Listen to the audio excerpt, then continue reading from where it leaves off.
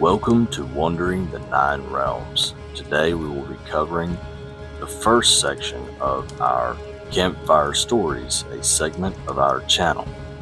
The goal behind Campfire Stories is to help soothe or relax you, and perhaps you will find entertainment in it as well, or maybe information that you seek.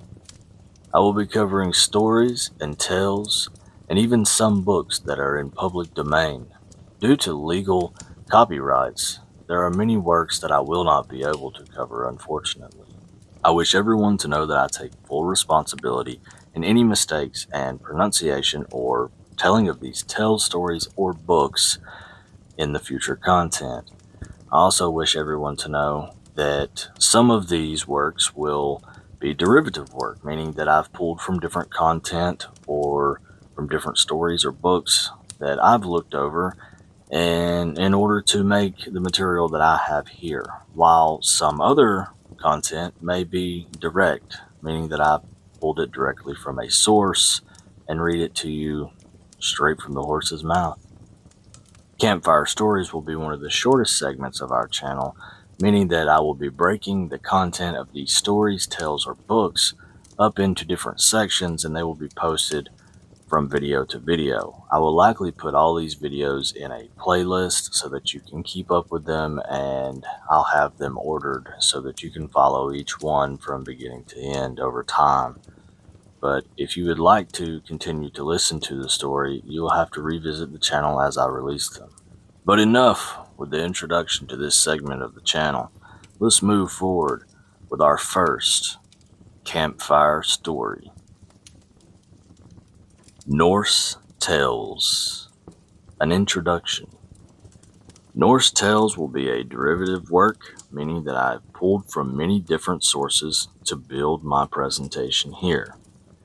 I will try my best to retell these tales as best as I can and keep you entertained.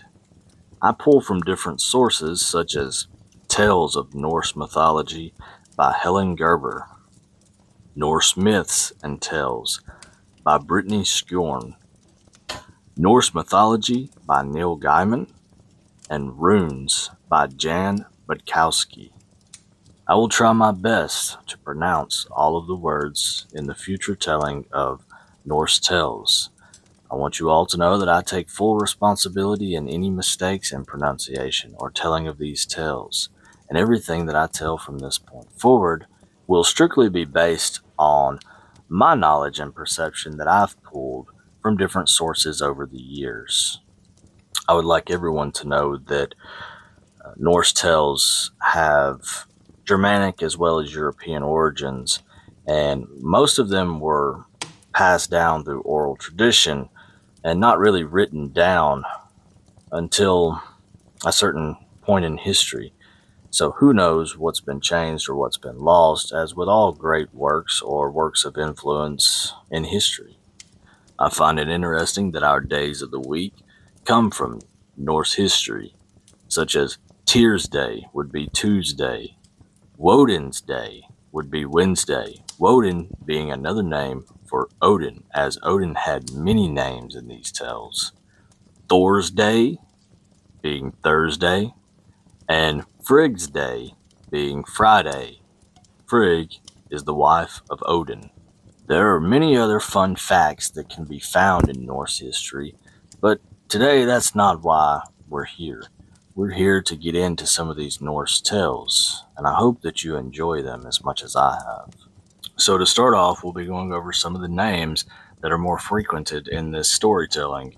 We'll tell you a little bit about who they are, their personality, their characteristics. The characters, or the gods. The Aesir and the Vanir. The Aesir and the Vanir are two different races of the gods. The Vanir were associated with agriculture, health, and prosperity, while the Aesir were primarily gods of battle and ruling. The Vanir fought and ruled using magic while residing in Vanaheim, while the Aesir used physical weapons and brute force to rule and live in Asgard. There was a war between these two groups of gods that ended in a truce, and we'll get into that later. Odin, Wotan, or Woden was the highest and holiest of the gods. He was the all-pervading spirit of the universe, the personification of the air, the god of universal wisdom and victory, and the leader and protector of princes and heroes. As all the gods were supposed to be descended from him, he was surnamed All-Father. And as eldest and chief among them, he occupied the highest seat in Asgard, known by the name of Lidskjalf. This chair was not only an exalted throne, but also a mighty watchtower from whence he could overlook the whole world and see at a glance all that was happening among gods, giants, elves, dwarves, and men. Odin is the one-eyed and is known to be an elderly man with a long beard and a wide-brimmed hat. Although he takes on many shapes and disguises in these tales, as you will hear later on. Odin is known for many things, but most of all is known for being the seeker of wisdom, seeking wisdom at all costs. Yes, even the cost of half of his vision, as we will get into later as well. Odin was known to carry a long spear created by the dwarves to never miss its target, whether it's thrown or thrusted. This spear was named Gungnir, which was so sacred that an oath sworn upon its point could never be broken. Whether it was worn upon his finger or upon his arm, we do not know for sure, but what we do know is that Odin wore a marvelous golden ring, known by the name of Draupnir. Depending on the occasion, Odin would likely descend upon the earth wearing a golden eagle helm, or, if he wished to draw less attention, he would likely wear his broad-brimmed hat as he wandered the streets of our cities, the shadows of our villages, and the trails of our woods. If he wished to travel in speed or rally for battle, it was likely that Odin would have climbed upon his eight-legged steed that was legendary in size and in speed. This steed went by the name of Sleipnir, meaning the slippery one. Odin also had two ravens, Hugin and Munin, meaning thought and memory. These ravens would fly the world and return to Odin to tell him of all things seen and heard. Geri and Frigg are the two wolves of Odin that sit beside his throne waiting to be fed daily. They are known as the greedy ones. If you were to die in battle, you would be retrieved by the beautiful, angelic, warrior-like race of women known as the Valkyries. These were Odin's servants who would retrieve great warriors from battle and bring them to the halls of Valhalla, Odin's great halls filled with warriors. Valhalla, also known as the Hall of the Slain, or Odin's Chosen, was located in Asgard.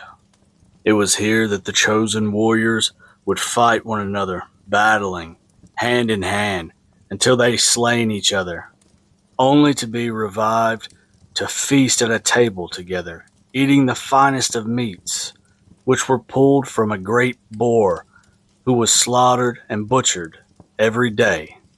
As they feasted upon the meat that sat in front of them at the table, they supped from great horns that were filled with mead, which dripped from the udders of a great goat.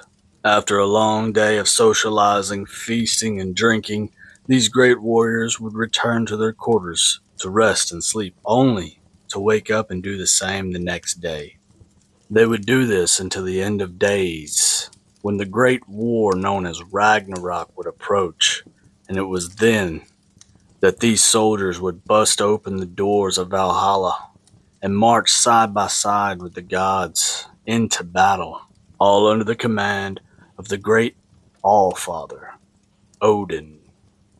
There are many tales to be told about Odin, and you will hear some of them as we traverse this story.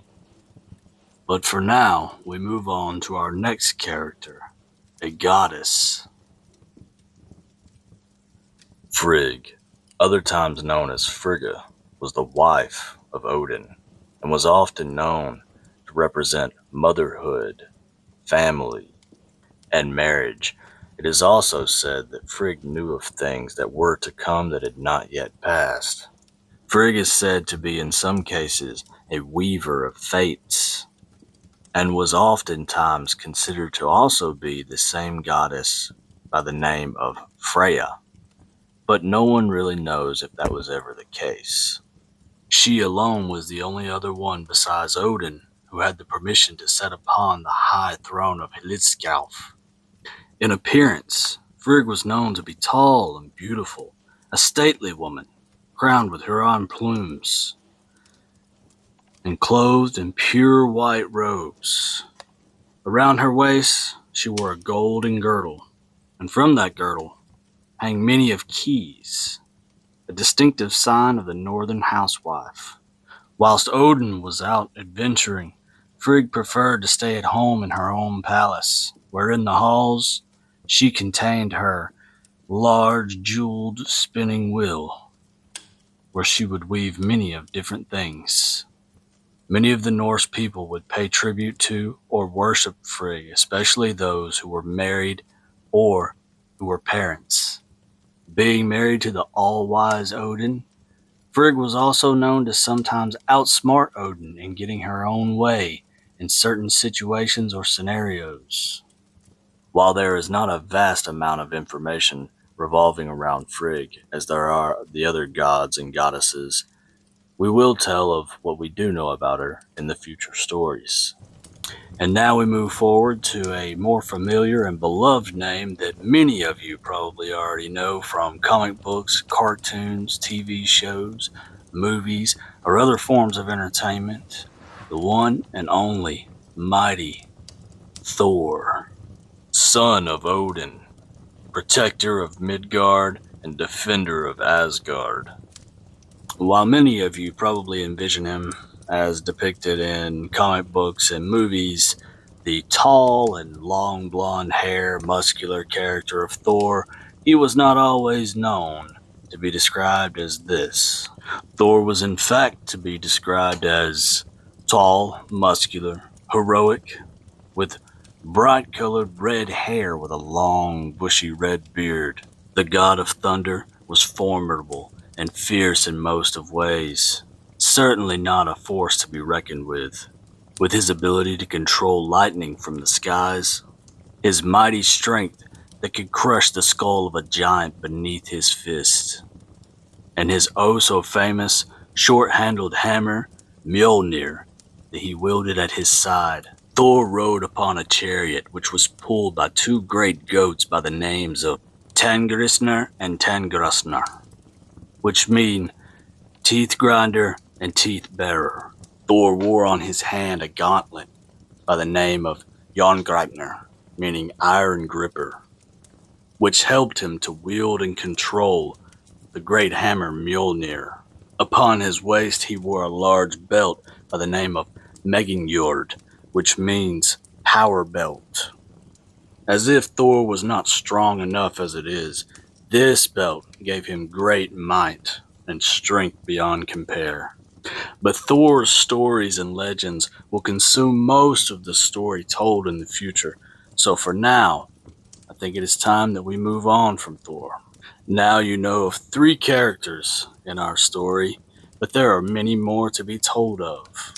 I hope that you join us next time for Campfire Stories to find out more about our characters and eventually dive into the great tales and legends of the mythical and inspiring Norse Tales. I hope that you are enjoying the content so far. If you would, please drop a like and subscribe, and I hope to see you return for future content, and to view older content if you have not yet seen it. Thank you. That will conclude today's content. If you would like to set up an interview or just reach out to me personally, please look for my email in the description of this video. Thank you.